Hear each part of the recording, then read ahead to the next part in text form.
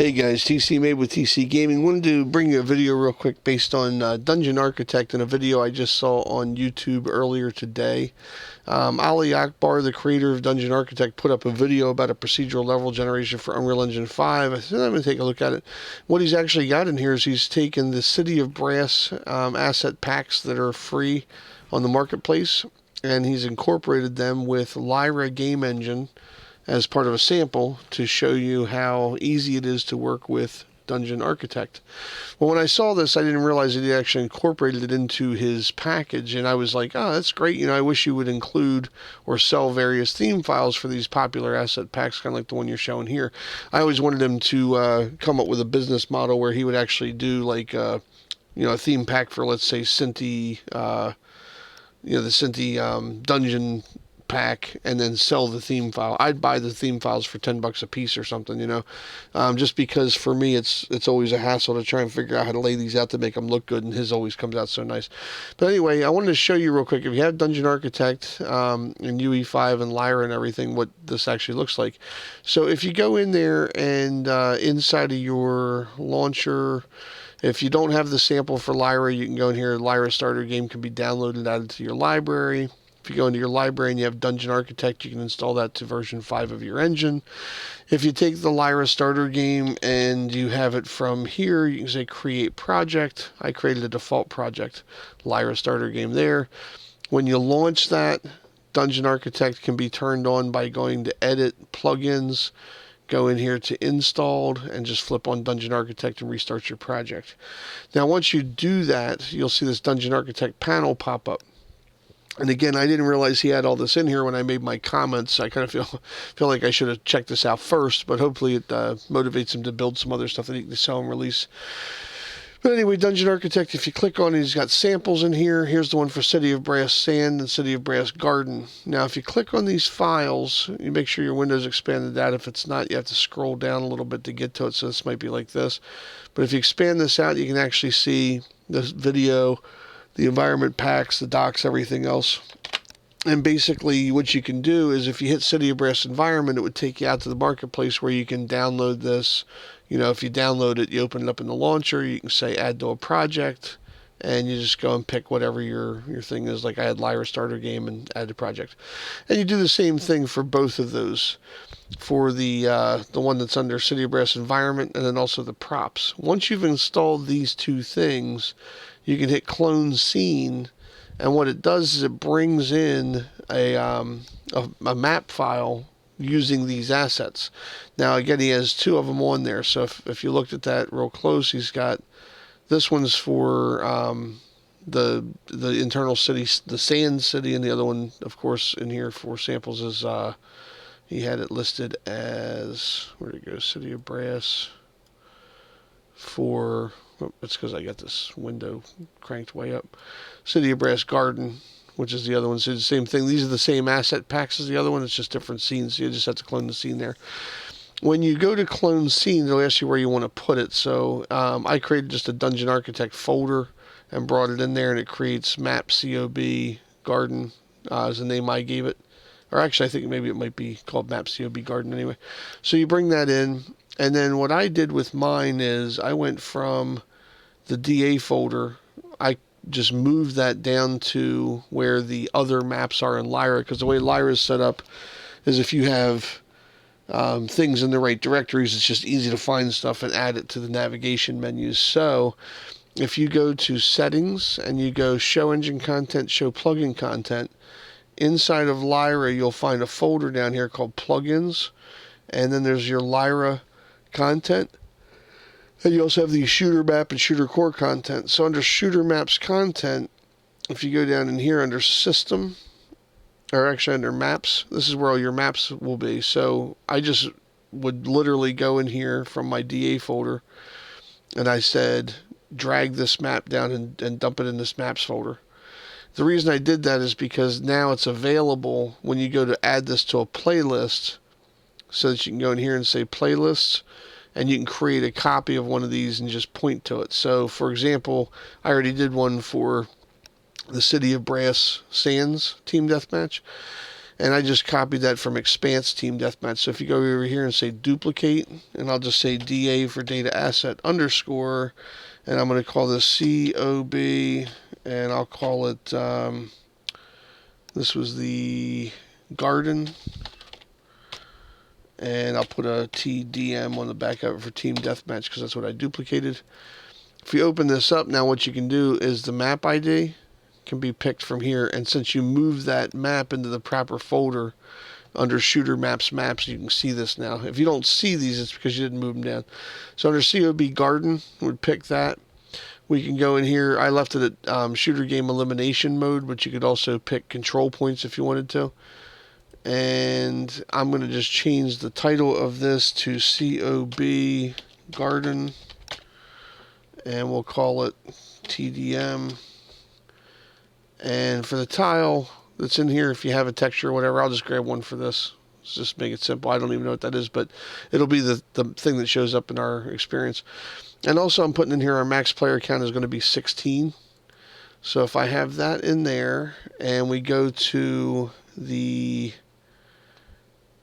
content folder, actually I ought to click on plugins. The other thing you want to do is type in bot, and there will be a shooter bot spawner, and in here you can check the number of bots to create. So I just have this capped at 8. So what we're basically going to do is we're going to say there's a max of 16 bots. I want to spawn 8 of them, and I want to put them into this map if I'm playing, whatever that is. Now there's a couple things here that we need to create to make this work. And I haven't looked at this map, so I don't even know if it's balanced or not. But the way that Dungeon Architect works is if you go into that file that it creates, you can go in here and search for the word dungeon. And if you find the dungeon, and you go into the, where's the details panel? These panels are kind of jammed up here. So if you go to details instead of world settings, you go to details in here, and you can pick a couple things about this. One is the theme file that it uses to generate its assets from. And in here it's using City of Brass Garden, which is the one that we showed up there. I'll show you that in a second. But you can basically go in here. If you want to, you can just hit Build Dungeon, or you can hit Destroy Dungeon. You can randomize the seed and hit Build Dungeon again. And it'll just, every time you destroy or randomize and build, you'll get a different dungeon layout. Randomize seed, build dungeon, say. And you can do this forever, and it'll basically give you different map types now, or different versions of this. Everything that's in here is being placed using his code and script. So if you don't like the way that something looks in here, where it's placed, like say for example, oh, that barrel, it's too far down, you can pull this up manually and place it wherever you want to. Now put it up like that, but see, barrels don't normally sit that way. I guess this one could. So that would be, you can manually go in here and tweak these things by individually selecting and highlighting those and moving them around as you wish. That's the beauty of this whole thing. Everything in here is actually just a thing that you could create manually. But what we need to do to make this playable for Lyra is we want to go in and put a couple of spawn points for our players, and we also need to put in a Nav Mesh Bounds so that they can run around. So let's go pick maybe 2 sections where these guys could spawn. Again, this isn't a balanced map by any stretch of the imagination, but what you could do is you could take this and spawn these maps, and then you could duplicate this, put another one in there, turn it around, link them together, or you could use this as a starting point and build other stuff in here. But that's not the point of this. The point is that it's just able to be procedurally generated. So let's have a starting point back here. This looks like a decent spot to put one. So what we'll do is we'll go in here and we can go under all classes, and in here there's a Lyra starting point. And so if you go to Lyra player start, you can also do the same thing by going to all classes, and while that's highlighted, just type in LYRA and you'll find Lyra player start there as well. Once you get that in there, you can move it around however you want to, and I'm going to get down into the map a little bit better. And you can go in here. So if you see bad size, it means you just need to lift it up a little bit. And then what I'm also going to do is I'm just going to take this and rotate it so that they're facing, towards the exit or whatever. And then while I have that selected, I'm going to hold down the Alt key, and whoops, that's not the thing I want. I'm going to hit Control Z to move that back over. So the player start, while you have that selected, just hold down the Alt key and then just drag it off, and it'll create another copy of it. So I'm just going to put 4 start points in here. And then let's go pick some other spots where we can have a start point. So they're going to be there. And what I'll do is I'll put the other guys back in here. So same thing, we can just go and get a all classes Lyra start point. Lyra player start, rather. Oh. And Alt. Let it go, Alt again, and let it go, and Alt again. And I can just push those around. And these are up a little high. So as I click on each one, I can just hit the End key, which basically drops it down to the surface area of the map. So that's why it's moving it forward here a little bit. But move these over, move it back and then down, get them on the ground here. Okay, now if I were just to hit play from here, what I would have is my guys would spawn in, and for some reason these guys actually do have a Nav Mesh Bounds. Let's see. I created a nav earlier. It may have kept my nav in here. So yeah, my Nav Mesh Bounds actually is in there. Let me show you what I did. So I just happened to get lucky and my map spawned within the area when I did a recreate. But yours will not have this by default. You'll have to go put one in. And the way to put one in is, if we're going to go, let's get out here where we can see this. So if I were to delete this Nav Mesh Bound, and also the recast, if I hit play now, what you'll see is my guys will spawn, but they won't go anywhere. And that guy, looks like that guy fell through the map, so let's go get him. I may have had that down a little low. Sorry, guy.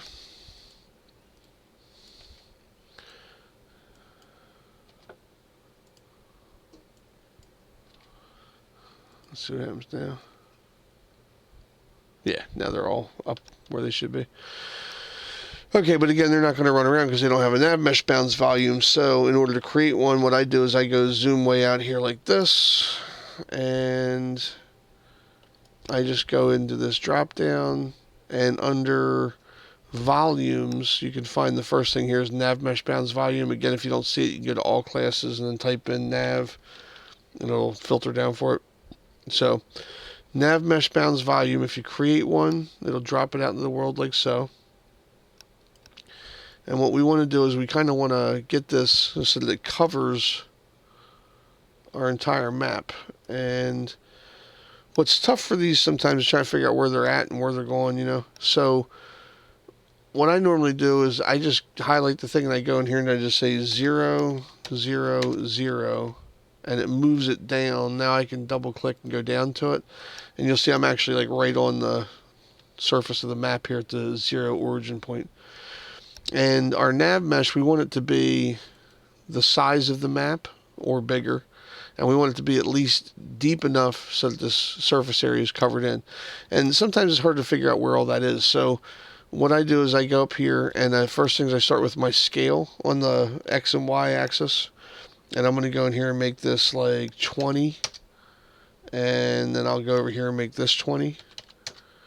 And after I have that highlighted, I'll zoom in a little bit and see where this 20 by 20 is.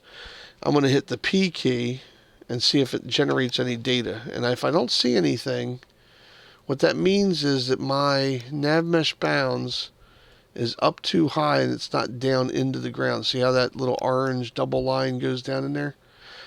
So what we want to do is give it some more height. So let's make it 20 high. And you can see now that I have my P key on. I'm toggling that. I don't know what that is. Is that my nav? Yeah. So now I have this cube that's 20 by 20. You can see it's actually enough to fill in that whole space. So we're in good shape there. All we need to do is make this bigger. Let's go 50. 50 is not quite there. Let's make it 75. 75 appears to cover the complete section there. Let's make this 50. Not enough. Let's do 75 with that. Okay, so everything's covered in now. See, our coordinates are all around that thing. And if you look at this close, you'll see that green up top. See that? Up on the top of the map? You don't want that. So what you would do with that is you can either grab this and make this smaller, or you can shrink this down to where, or lower that rather, so that that stuff goes away. But I'm just going to go in here and make this like 10 high. And I think that got it. Yeah, I don't see anything up above the map now. You don't see those artifacts laying there. And I still have green everywhere. Okay, so after you do that, you just save it. Do a save all. And since we set all of our settings and we added this to our gameplay playlist over here by duplicating that and dropping it in, we should, when we... Now, I'm going to start this and then I'm going to exit it and go out to the quit game, yes, which gets you to the main menu. And then in here, let's see if I can I make this bigger? Yeah. So if I go play Lyra, start a game, you'll see now I have COB Garden, and again, I just picked a random thing. So COB Garden, and then I have the Team Deathmatch for City of Brass, which is technically the sand level also. So if I hit that, it'll take me into the map. And where's it going here? So it took me outside of the map. Let's go check why that would be. Where is... Glad I checked that. It didn't happen to me last time. Hit F11 so I can see where I'm at. And... where is...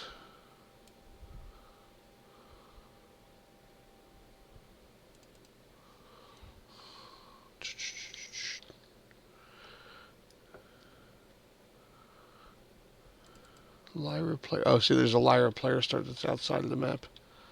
A couple of them, it looks like, because when I redid that dungeon. So let's drag these into the map. When I was doing the randomize and destroy dungeon stuff, I had a couple of extra player starts that were out here that I accidentally left out in the world. Let's see what that does. Yeah. Okay. So that means that that player start there. Drag this over and hit the N key, which should bring it down to the ground. And that one there, same thing, N key down to the ground. Now there's clusters of these starts. Where are these at? These things are everywhere. Just make sure that they're all inside of the level.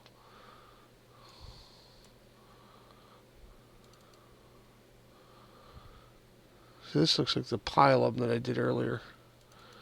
So again, I had some extras in there that you guys shouldn't have this issue.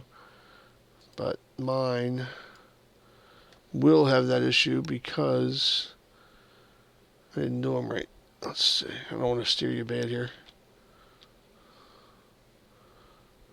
Yeah, see, these were the 4 that I put in.